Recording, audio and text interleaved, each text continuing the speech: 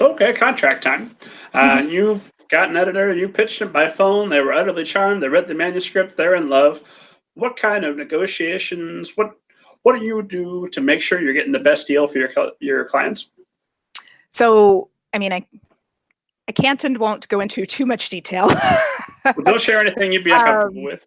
But, I mean, I think that having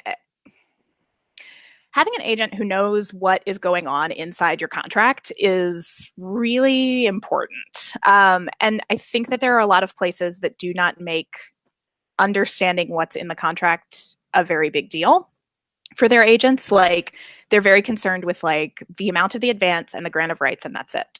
But there are so many little things inside a contract that can really impact the revenue stream that you see down the road. Like, escalators on royalties, especially in kidlit where the royalties are non-standard, they're negotiable. So like in adult fiction, it doesn't matter. Like if you like won a contest and they gave you like their worst boilerplate contract, it would still have the same royalties as like my best, biggest New York Times bestselling author has for hardcover, because they're standard. The whys and hows and wherefores of like why kidlit contracts are not this way are something I'm sort of constantly tapping on, like a velociraptor, checking to see if the fence is still lit.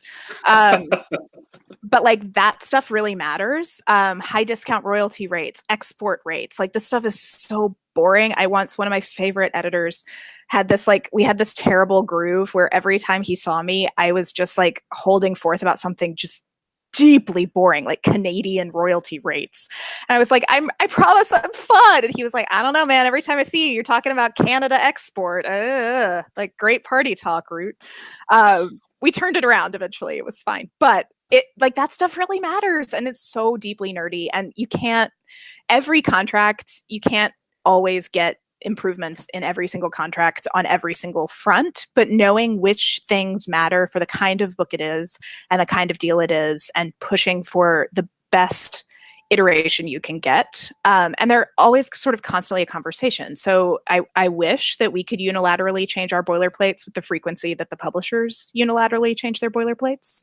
But we can't. So anytime you get a new contract, you're constantly looking for, and we work with a contracts consultant too. So there's two sort of layers of vigilance on contracts at our shop. So every time you get a contract, you're sort of looking for like, what new delight awaits? Like lately it's been these morality clauses, which on the one hand, you're like, yeah, like, I don't know that I'm interested in like repping someone who, goes on the record in favor of something awful. Like, so on the one hand, yeah. But on the other, my job is to stand up for my author. And so what does that look like in terms of pushing back on a morality clause? Like, it's not really the publisher's business what a person thinks, says, and does. And so we're constantly fighting those battles. So yeah, the contract is a really, really big thing. And it's much bigger than just, do you get world or world English? How much money are you paying us? And I think that I have clients who've been repped other places before, and it's always interesting to see, different agencies sort of are focused on different things, sometimes for the better, sometimes not, like just different priorities. So it's always interesting just to kind of talk through a contract with a client and clarify sort of like how and why we arrived at certain places. And also to give them the backstory on like, if there's a clause that like isn't great, but like that's as far as we could get it. And like, let's talk through what that means for us and how we're going to work around it.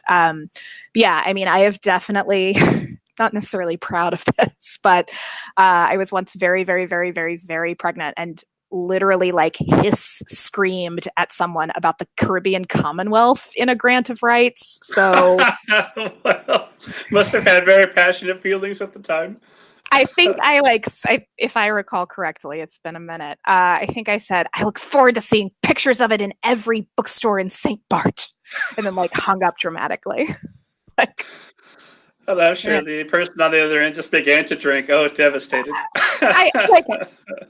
We talked later. It was fine, but it was definitely, it can get heated. It can get heated.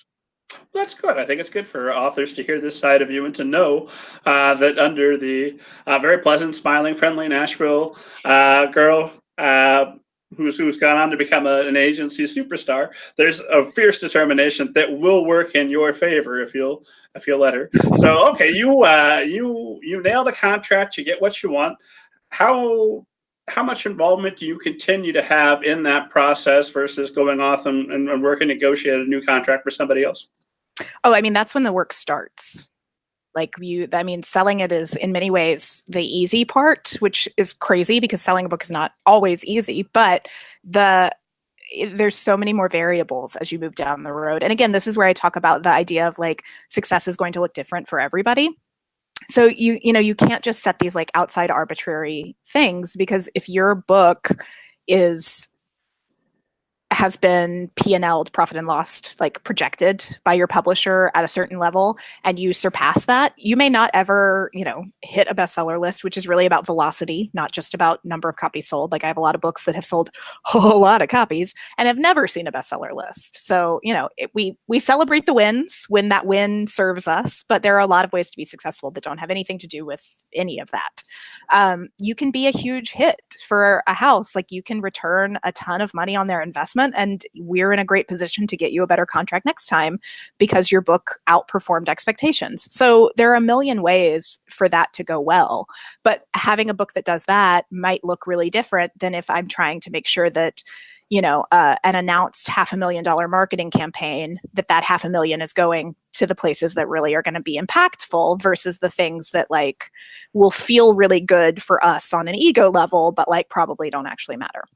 So like those are two really different ways of agenting. And it's important for us to be able to do both. And that again is about like not comparing clients and not letting clients, like sometimes clients will be like, well, it's not like I'm, whoever.